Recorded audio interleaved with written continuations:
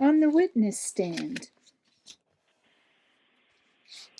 there was nationwide interest in the trials of Bill Haywood, and George Pettibone, held in Boise in 1907.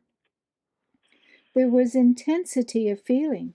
My part therein as a witness for the state, the ultimate acquittal of Haywood and Pettibone, the pronouncement of the death sentence upon me because of changing my plea from not guilty to guilty, and finally the commutation of my death sentence to life imprisonment, all follow in succession. I need not take undue space with them. The official calendar of the case is briefly this. I was indicted by the grand jury of Canyon County, Idaho, for the crime of murder in the first degree, the bombing of former Governor Steunenberg, which was committed on December 30, 1905. The indictment was returned on March 9, 1906. On March 15, I was arraigned on the indictment. When asked for my plea to the indictment, I stood mute. In accordance with the statutes of the state, the court then directed that a plea of not guilty be entered. At the same term of court and by the same grand jury, William D. Haywood, Charles H. Moyer, George A. Pettibone, and John L. Simpkins were jointly indicted for the same crime. Shortly after their indictment, the first three were arrested, brought to Boise under dramatic circumstances, and arraigned on the charge. After a long series of delays caused by carrying their appeal against extradition from Colorado through to the United States Supreme Court, the defense attorneys fighting every step of the way, the case of these defendants was at last ready for trial. Haywood's trial was scheduled to begin during the March 1907 term of court at Caldwell, Idaho. Both his and Pettibone's trials were subsequently transferred to the District Court of Ada County, Boise, Idaho. Haywood's trial commenced on May 9, 1907, and concluded on July 28 of the same year. Pettibone's trial in the same court did not start until November 27. It ended on January 4, 1908. In both of these trials, I was summoned by the state to appear as a witness. In each instance, these defendants were found not guilty and were released from custody.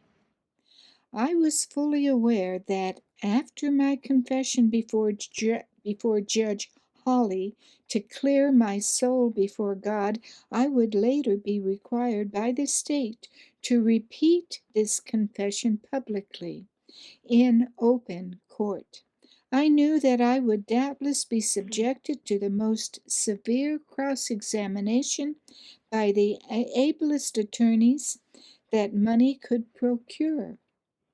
I made my decision deliberately and prayerfully to testify, knowing full well that it incriminated me before all others. I realized far more than anyone else possibly could the tremendous responsibility I was assuming and the fierce opposition I was bound to meet. I knew that I must stand alone against a big, powerful organization able to raise huge sums of money to defend itself.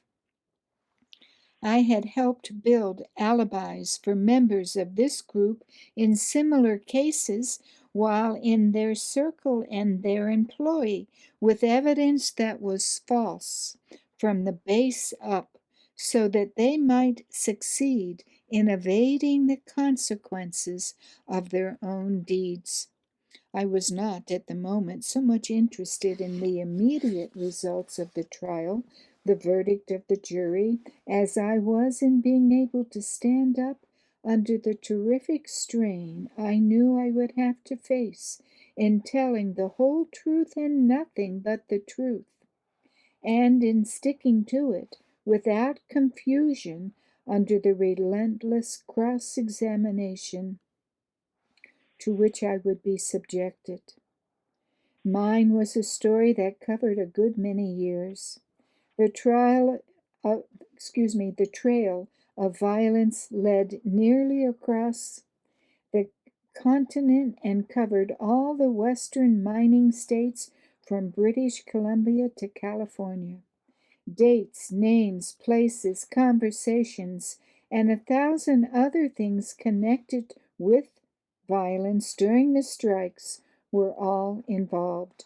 The defense had a great array of witnesses from all these different places ready to deny everything I would say in connection with any specific act that had to do with crime committed under their counsel and direction. There is a vast difference between telling a short story that covers only some single act in a great conspiracy and in following a large sequence of different events through from beginning to end. At first thought it looked utterly impossible for me to do it. There was just one thing that made it possible. That was the determination to stick to the absolute truth for every question and answer, no matter what might be the result, and to stop right there. Truth does not need to be enlarged upon. It can stand on its own feet anywhere and at any time. At times it may seem to be cast down to the ground, but it never dies. It rises again and comes back with a mighty rebound, often when least expected, and it is often very unwelcome to those who thought they had killed and buried it forever. The poet phrased it, "Truth never dies. The ages come and go. The seas retire. Destruction lays earth's mighty cities low. Empires, states, and dynasties expire. But truth marches on." I went to the witness stand firm in my determination to go through the fearful ordeal at all costs. The first trial, that of Haywood, lasted nearly 3 months. When I had finished my testimony, I felt that I had won the greatest spiritual victory of my life, although I knew that it had made me a moral leper in the eyes of the world. But in my inmost heart, I knew that I had not failed. I had told the whole truth and nothing but the truth, painful and humiliating as it was for me to do. This was clearly recognized by others in a position to evaluate: the prosecuting attorney, the presiding judge, newspaper reporters, and a psychologist who was present at the trial. As good Dean Hinks afterward told me, he said this to his wife when I took the witness stand: "All they could do for me was to pray." My wife and little Olive did the same. There were many other godly Christians praying for me, unworthy as I was. I too, of course, was praying that God would give me strength to go through that terrible ordeal and to tell the whole truth without getting mixed up or appearing that I was trying to cover up and protect myself. God did hear and answer those prayers as He always does. I endured and prevailed, for God gave me strength. On the other hand, it looked as if the powers of evil had triumphed in the legal acquittal of Haywood and Pettibone. The Federation of officers were not slow in taking full advantage of the opportunity thus afforded to proclaim their innocence by pointing to their acquittal as the absolute proof of it. A quotation from Shakespeare's Hamlet illuminates the point. In the corrupt currents of this world, offence's gilded hand may push by justice, and oft it is seen the wicked prize itself buys out the law. But it is not so above. A short time after his acquittal, Bill Haywood spoke to a huge labor gathering in Chicago. 150,000 tickets had been sold at $1 each. Haywood's entire talk was to the effect that he had been the innocent victim of a dreadful conspiracy to disrupt and condemn union labor. The millionaire mine owners of the West had made all the story up out of the whole cloth, he claimed. My confession was nothing but a fabrication of lies, according to Haywood, which the mine owners had hired the great Pinkerton detective McParland to put into my mouth. He said that I had sought to implicate others in order to save myself. These are samples of the propaganda assertions systematically carried on all over the country. The report was also persistently circulated that I was not even in the penitentiary, but that I had been quietly released and had slipped out of the country soon after the great conspiracy had fallen flat. A great many letters came to the Idaho Penitentiary from different parts of the country, especially from the East, wanting to know if I was really here. It was likewise reported that there was a man here by the name of Harry Orchard, but that he was a different person. In fact, one individual in Washington, D.C. asked the late Senator Borah why they wanted to make it appear that I was still in the penitentiary when most people knew I was not. The senator told him I was here all right. But still the man would not believe it. I am not writing these things to convince anyone that I am here, for I am fully aware of that. What I do wish to persuade men of is this: 1, that I told the absolute truth, and 2, that the same power that prompted me to tell the truth in the first place has been able to keep me truthful all these subsequent 40 years and more. That must be accounted for. It is something that cannot be set aside. And now next we have Froome's historical notes that I'll read. The cross-examination of this remarkable witness was conducted for the defense by attorney E.F. Richardson. There probably never was such a witness in any case since the history of courts began. There probably was never set for any man such a difficult task as that which fell to the lot of Richardson in attempting to break down the story of crime as told by Orchard. To say that he failed in getting Orchard to contradict himself or in any way weaken his story is not to say that he did not do everything that he could. There is nothing that is known to the art of cross-examination that he did not use time and time again. When kindness failed to bring about the desired results, the tactics were changed in the twinkling of an eye to a mean system of bulldozing, Rapid-fire questions shot at the witness with the precision and rapidity of a Gatling gun were followed by deliberate, slow, and serious questions, but all to no avail. When in the midst of the story of the commission of some particular crime, Richardson, without a moment's warning, would switch to some other incident as far removed from the matter in hand as the East is from the West.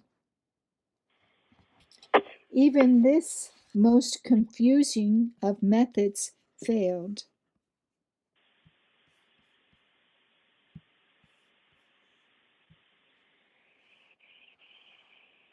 Orchard never once wavered, always had his answer ready promptly, never had to study for a reply, not even for a date. Everything was on his tongue's end, and when Richardson was through, he knew he had failed. During the first day's cross-examination, Harry Orchard sat on the stand throughout both sessions of the court, while Richardson plied all the arts and methods of which he is the experienced master. Let's see, I'm trying to keep the book out of sight, but anyway, let's go for it. Never but once during the day did the witness show a sign of impatience, although the attorney for the defense spared no pains to arouse the man's animosity and anger. Early in the day, Attorney Richardson began his well-known method of rapid-fire questions.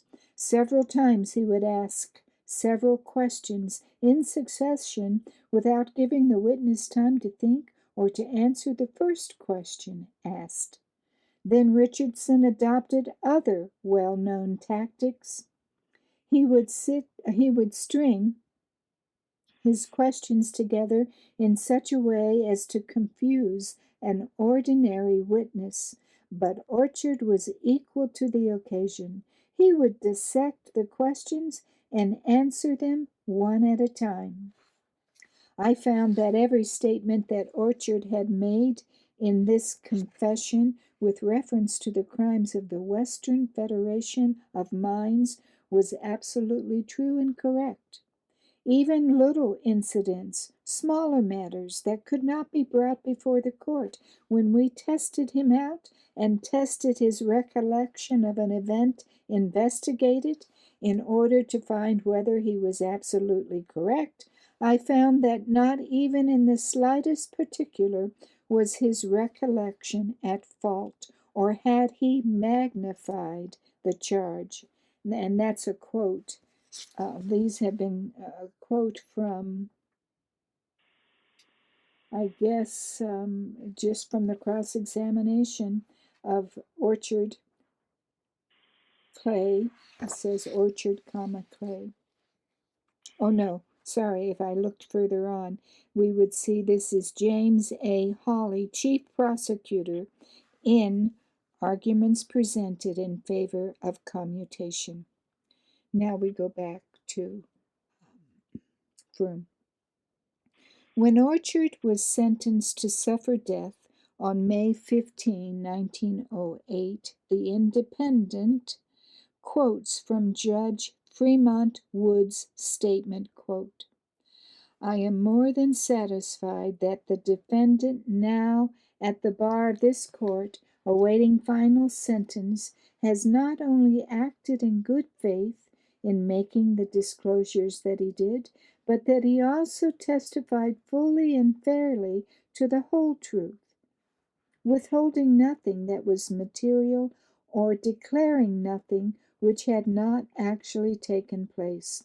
It was the particular province of the court to observe and follow this witness upon the former trials, and I am of the opinion that no man living could conceive the stories of crime told by the witness and maintain himself under the merciless fire of the leading cross-examination attorneys of the country, unless upon the theory that he was testifying to facts and circumstances which had an actual existence within his own experience. In passing upon this question, it is immaterial that juries in the two cases tried have declared that they were not satisfied of the guilt of the defendants, Haywood and Pettibone, on trial. The statute of the state imposes a bar to conviction on the testimony of an accomplice alone, no matter though he may be believed by the jury, unless there is other independent evidence tending to connect the defendant on trial with the commission of crimes. And again, in each of the cases tried, the court, at the written request of each of the defendants, instructed the jury that a verdict of not guilty did not mean that the defendant on trial was innocent, but rather that his guilt had not been proven beyond a reasonable doubt in the manner and form prescribed by law. For these reasons, it is at once apparent that the verdict of the juries referred to are not necessarily at variance with the view here expressed. A large number of newspaper and published correspondents were present at the trial. Current Literature, July 1907, declared editorially that if Orchard's testimony, quote, had the effect upon the jury that it seems to have had upon the numerous newspaper correspondents, then the fate of Haywood, Moyer, and Pettibone was as good as sealed when Orchard ended his testimony. In fact, they had nearly all been convinced of Orchard's sincerity before he began his testimony. A dozen of them were allowed to interview him just before the trial opened. One of them, Oscar King Davis, reported, quote, "These men all went out to the penitentiary expecting to see a man suited to the tale he was to tell. They saw instead a man who convinced him all that he was indeed truly repentant for what he had done, and meant to do what lay in his power to afford redress. His motive is openly avowed. It is the motive that has been put forward so many times by cowardly and insincere repentance for the sake of clemency, that every man of those who saw him that day was prepared to reject it with scorn. Yet every man, with one possible exception, was amazed to find himself accepting it as a matter of course and fully convinced of its sincerity. After years of relentless examination of Orchard, Professor Hugo Munsterberg, a noted psychologist of Harvard, was constrained to declare through the columns of The Nation the following: "In my opinion, Orchard's confession is substantially reliable." End quote. Because of extensive delays, Orchard's case was continued from time to time until the spring term of 1908. Orchard had, meantime, changed his plea from not guilty to guilty, and Judge Wood now pronounced sentence and set the date of execution 60 days thereafter on May 13. But after the conviction and judgment upon Orchard, Judge Wood made judicial recommendation to the Board of Pardons for commutation from death to life sentence for Orchard, making an extensive statement of the law and authorities on the subject, both British and American. The Miners magazine, in screaming headlines, called the trial a brazen and shameless conspiracy, denounced it as a mine owner's infamous plot, with McParland involved in the thirst for blood, and characterized Orchard as the truckling tool, perjurer, and monumental liar. William E. Borah was elected to the United States Senate just 6 months before he was called in 1907 to assist as special prosecutor in the spectacular Haywood, Moyer, and Pettibone trials at Boise, Idaho. Here Borah first won national fame. With Clarence Darrow the leading attorney for the defense, the trial became a battle of legal heavyweights.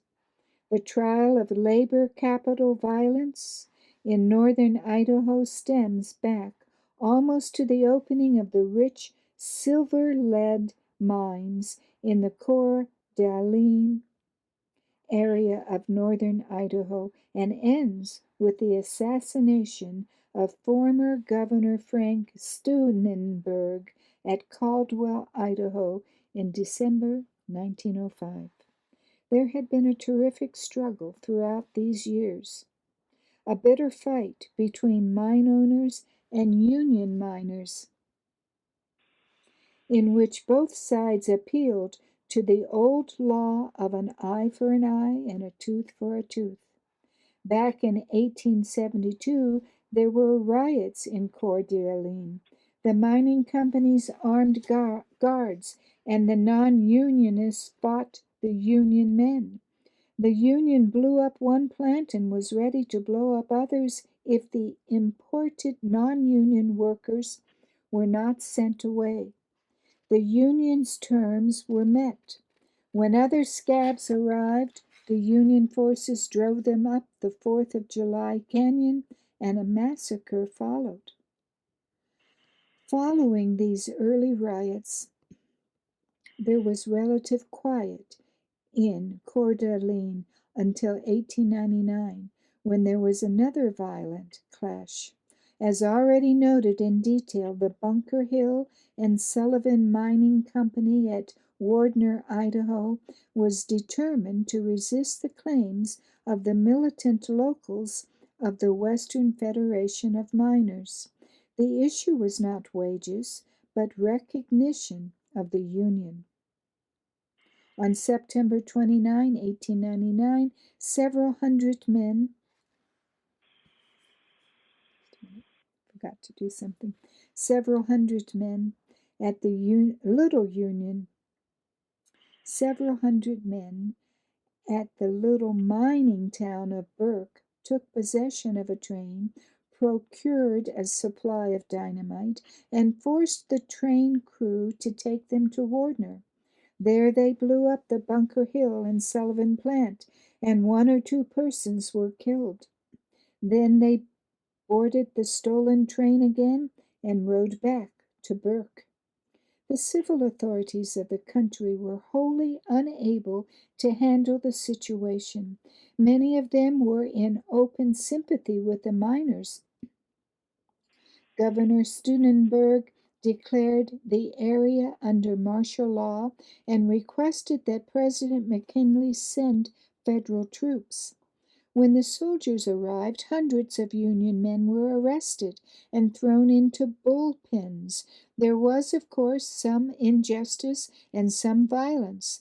The governor named James H. Hawley, one of Idaho's leading lawyers, and William E. Borah, just then rising to forensic power, to head the prosecution in 1899. Though a friend of labor, Borah was perfectly willing to undertake his part, as he felt that the excesses of the Western Federation of Miners had no rightful part in the propaganda in the program of labor's advance. Among these indicted men for murder, arson, and conspiracy was Paul Corcoran, secretary of the Union of Miners at Burke, where the train was stolen and converted into a dynamite express. In his closing speech for the prosecution, Bora declared, "We must fight an organization in which its members drink the blood of their latest victim from the skull of the murdered man. We must fight a union which makes its members social Ishmaelites and drives them from the state to avoid a just punishment. We have to deal with a union which uses the American flag as a mask." Corcoran was found guilty and was sentenced to a term in the penitentiary, but was pardoned by the next governor.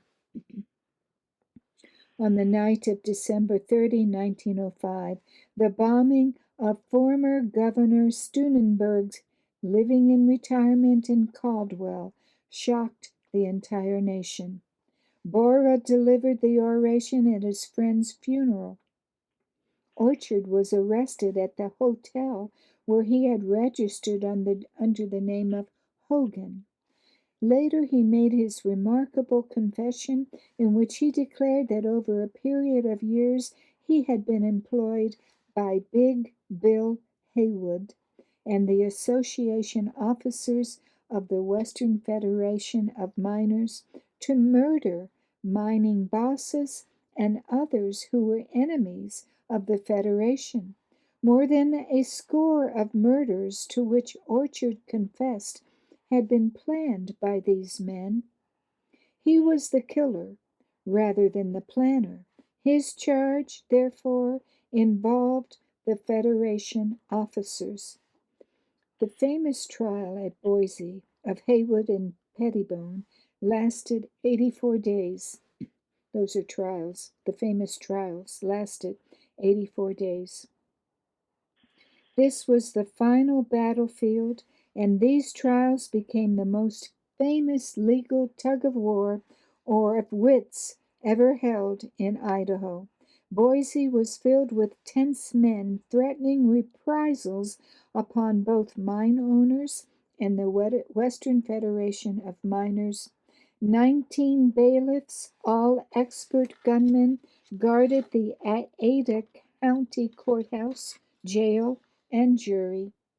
A special staircase was built outside the courthouse at the rear to keep jurors and prisoners away from the crowds.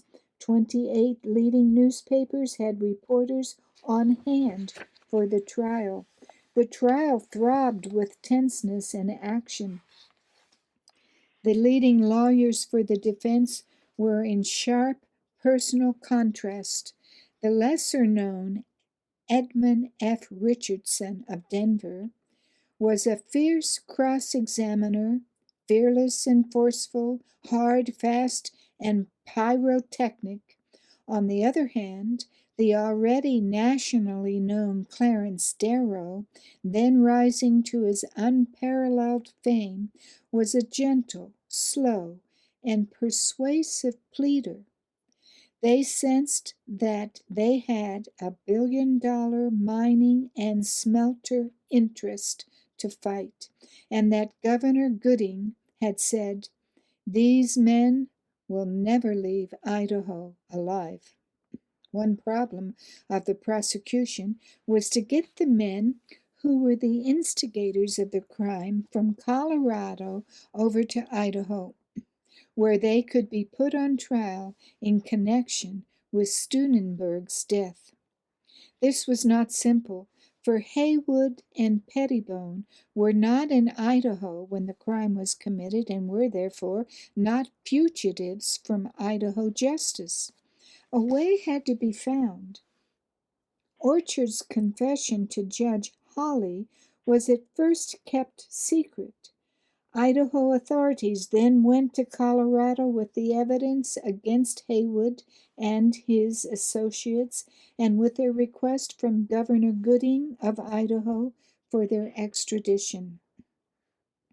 The governor of Colorado was more than willing to cooperate. Meantime, the accused had to be prevented from resisting extradition by habeas corpus proceedings, which would allow them to contest the legality of such a request. The officials of Idaho and Colorado accordingly devised a plan to transport Haywood, Moyer, and Pettibone out of Colorado and bring them to Idaho for trial. They decided to whisk them away so suddenly that no one could interfere. A special Union Pacific train waited for 36 hours with steam up in the yards of Denver. On Saturday, when the courts were closed and habeas corpus papers were impossible to serve, the marshals grabbed all 3 men. They were loaded into this special train, which fairly flew over mountain and prairie. It did not stop at regular division points, but that's like coal, COAL, cold and watered at small towns. The defendants remained in custody for nearly 18 months while preparations were underway for their trial. Friends of Steunenberg, particularly members of the family, urged Borah to enter the prosecution of the case as a civil duty. It was the old team of 1899, Hawley and Borah. The actual trial did not take place until the summer of 1907, for from the early spring of 1906 until the late fall, the legality of the manner in which the men had been extradited from Colorado was before the courts. It was claimed that none of the 3 defendants, Haywood, Moyer, or Pettibone, had been in Caldwell, scene of the Steunenberg murder, and that extradition could only be sought if they were fugitives from justice.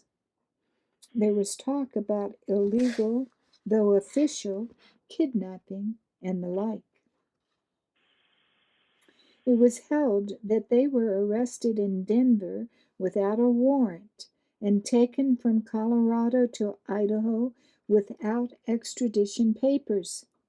The appeal over this was taken to the Supreme Court of the United States, which sustained the action of the states involved. This delayed the trial a year and a half. In December of 1906, the Supreme Court of the United States decided that no obligation was imposed upon the agent of Idaho so as to time the arrest of the petitioner and so as to conduct his deportation from Colorado as to afford him a convenient opportunity before some judicial tribunal sitting in Colorado to test the question whether he was a fugitive from justice. Large sums of money were raised for the defense, and nearly everyone took sides. President Theodore Roosevelt denounced the trio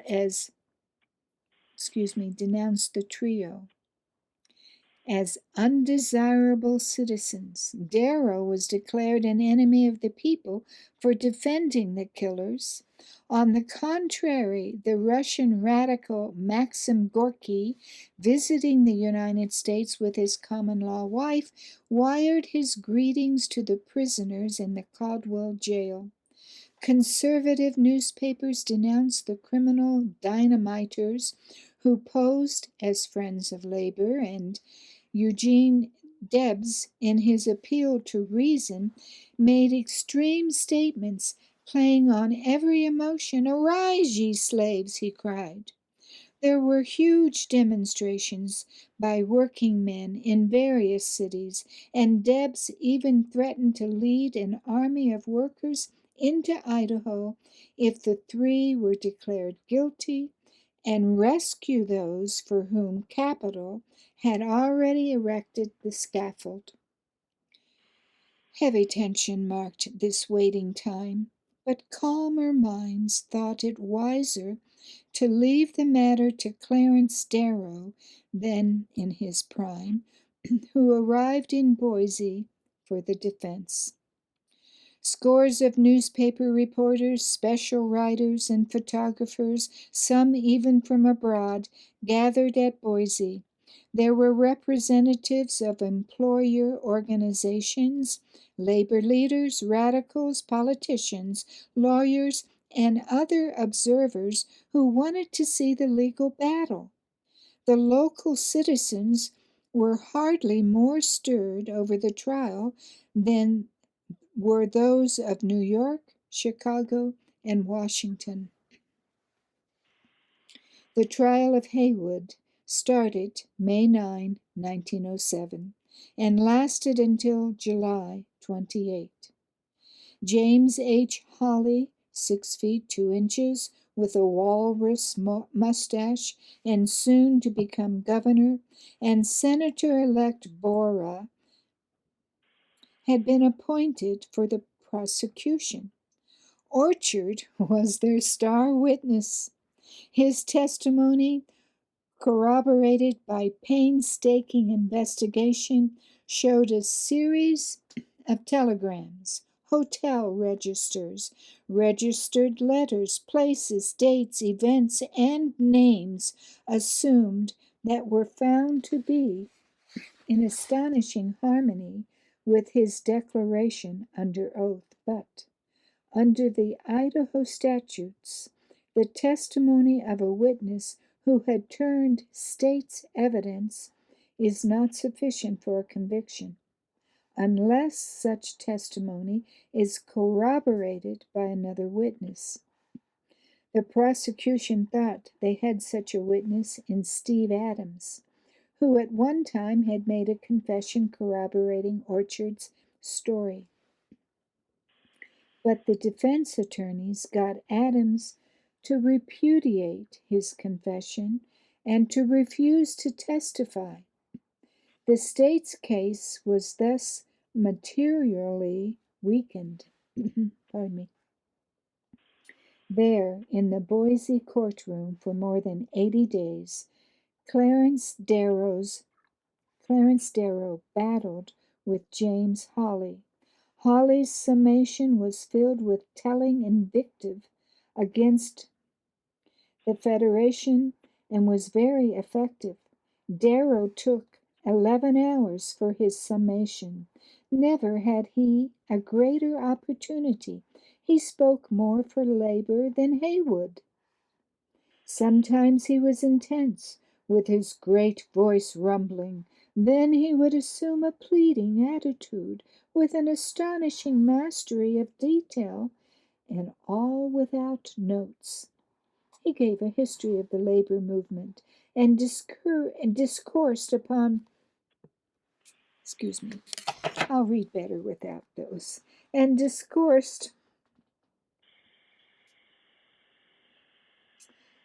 upon the design of violence and the lawless use of force. Borah gave the final argument for the state in masterful summary. He emphasized that the Western Federation of Miners was not on trial, and that Haywood should not be convicted because of his reputation in Colorado. The question was whether Haywood had participated in a conspiracy to murder the governor. One reporter declared that the evidence marshaled was terrific, crushing, destroying. The prosecution was considerate. The judge was fair and presided with strict impartiality. The jury brought in a verdict of acquittal. It was well known that they were in fear of their lives, and even Borah was frequently threatened.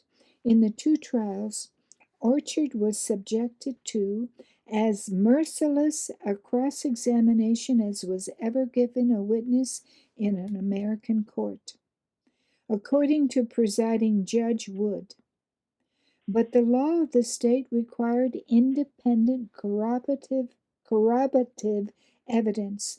This lack resulted in a verdict of not guilty and the discharge of the defendants from custody. Judge Wood stated that it was immaterial that the juries had declared they were not satisfied as to the guilt of the defendants on trial, for the statute of the state imposes a bar to a conviction on the testimony of an accomplice alone, no matter though he may be believed by the jury, unless there is other and independent evidence. Judge Wood expressly instructed the jury that a verdict of not guilty did not mean that the defendant on trial was innocent, but rather that his guilt had not been proven beyond a reasonable doubt. A series of atrocious crimes had been committed in Idaho and Colorado, he declared, and Orchard's testimony was the first direct evidence which has been secured fixing responsibility for a considerable number of said crimes, such as the blowing up of the Bunker Hill and Sullivan concentrator in 1899 and the Independence Depot later. Darrow's line of defense was to parade the whole foul category of crimes that Orchard had committed and to show that Orchard's only chance of clearance was to simulate a Christian conversion so complete that his soul had been reborn, and that his conscience was driving him crazy and had impelled him not only to tell his own guilty secrets, but to try to lay the blame of these crimes on others. In thundering tones, Darrow asked, "How can anyone believe a self-confessed perjurer, kidnapper, thief, firebug, and multiple murderer?" The device was both clever and effective. The basic theory of the defense was that Orchard was really a paid emissary of the capitalists and that whatever crimes were committed were the result of a conspiracy of the mine owners to bring discredit upon the Federation. Moreover, a verdict of guilty would be further evidence of capitalist conspiracy. It was a strategic move by a great lawyer. A reasonable doubt saved Haywood. The less spectacular trial of Pettibone began on November 27, 1906, and ended on July 4, 1908, likewise with acquittal. Moyer's case was dismissed. A rift had come between him and Haywood. When the possibility of an adverse verdict became apparent, Eugene V. Debs resorted to lurid language. He wrote, "If the trial proceeds, and if such a terrible event as the conviction by the servile minions of plutocracy should follow, and if a single one of our comrades is condemned, it should be the signal for the working class of America to rise. Let that mark the date for the beginning of a great national general strike. Let every working man who has a heart in his breast make a mighty oath that not a wheel should turn in this country from ocean to ocean until the verdict is set aside and every one of the accused is set free. Let our factories be closed. Let our mills stop grinding flour and our bakeries stop baking bread. Let our coal mines close, and let us die of hunger and cold if necessary to make our protest heeded. Let us show the world that the working men of America are not so lost to shame, not so devoid of the red blood of courage, that they will allow one of their comrades to suffer death at the hands of their enemies. Hooray for the general strike! End quote. Scattered through the pages of Writings and Speeches of Eugene B. Debs, the radical socialist, are a number of incendiary speeches, such as Arouse, ye slaves, and several open letters to President Theodore Roosevelt pertaining to the Haywood Moyer Pettibone trials of 1907. Their sympathy with the Red Flag and Red Revolution sustained the philosophy of violence and incendiary agitation that lay at the heart of the leadership of the Western Federation of Miners. The Outlook said editorially, "One thing is certain.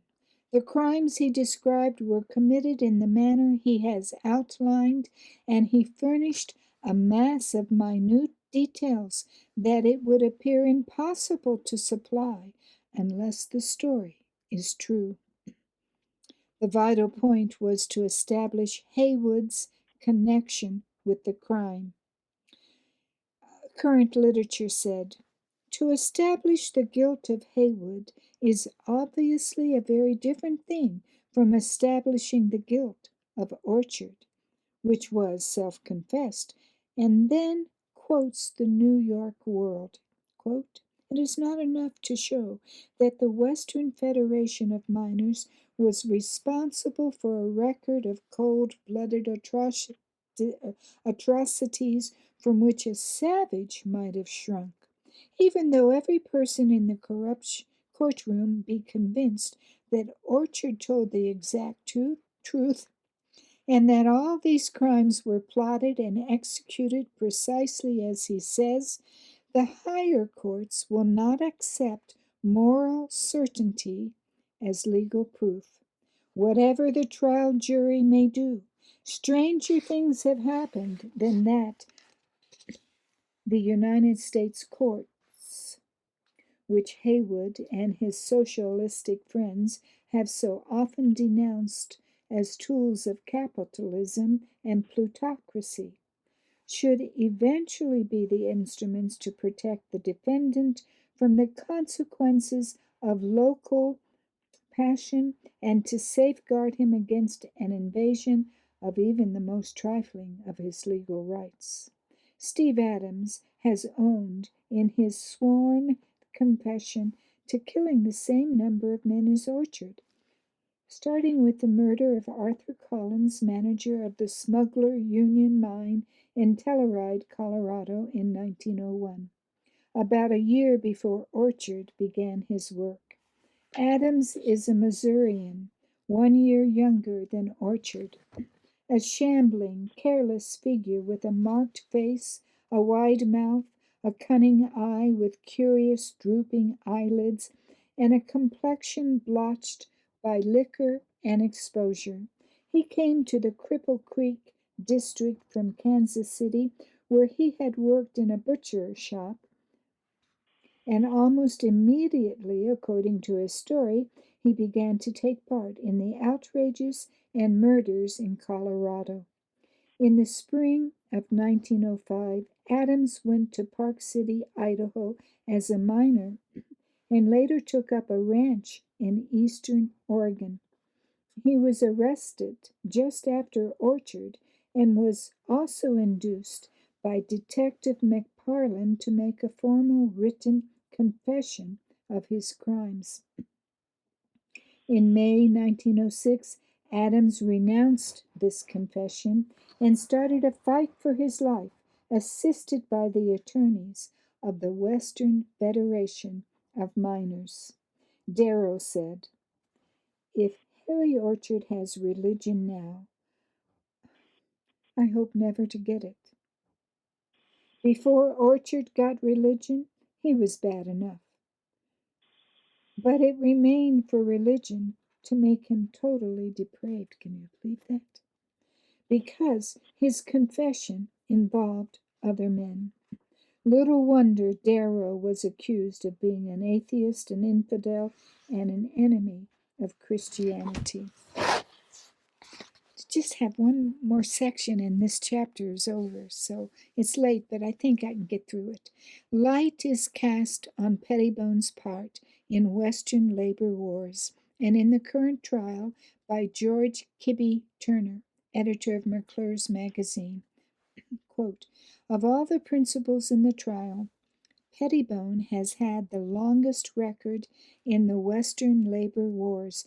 Originally a canvasser selling household goods for the American Ringer Company, he drifted into Montana, ran a saloon called the Bucket of Blood at the mining camp at St. Mary, and from there passed over into the Coeur d'Alene and led in the first organization of labor unions in that section in 1890 and 91. In 92, as a leader in the great riot of July 11th, he blew up the Frisco mine at Gem by sliding dynamite down the penstock from the hillside above the plant with his own hands. One man was killed and several injured by the explosion, and Pettibone himself blown up by the rush of gas from the penstock and seriously injured. For his connection with this riot, he was sentenced to 2 years in prison, but was released after a few months' service because of a flaw in the legal proceedings. And that ends that chapter. We'll start a new chapter, Lord willing, next week at this time. Okay, let's close with prayer, shall we? Father, we are thankful for the witness of Harry Orchard and his willingness to face so much just to tell the truth. And help us to be willing to stand for truth also, though the heavens may fall. Give us that backbone and that desire, because we know that's what's coming upon this world, whether we will be faithful to God or not. Help us to be faithful, we ask. Keep us safe during the coming days until we meet again. In Jesus' name I pray. Amen. Okay, and thank you for each one for joining us. May God bless you and keep you. Bye for now.